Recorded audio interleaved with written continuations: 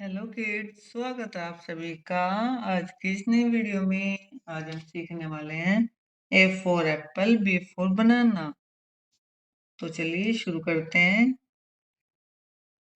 A for Apple,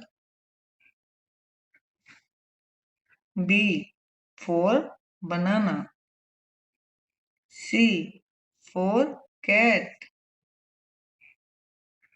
D for dog,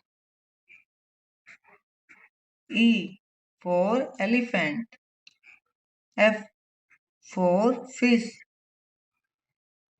ji for garden, H for horse, I for ice cream, J for jug, K for kite, L for lion, M for mouse, N for nib, O for orange, P for pigeon, Q for queen, R for rabbit, S for sun, T for tiger, U for umbrella, V for van, W for water, X for X-ray,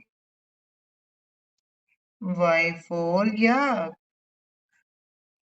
Z for zebra। Thank you kids. Video अच्छी लगी तो please video को like कर देना और channel को subscribe कर देना। Thank you.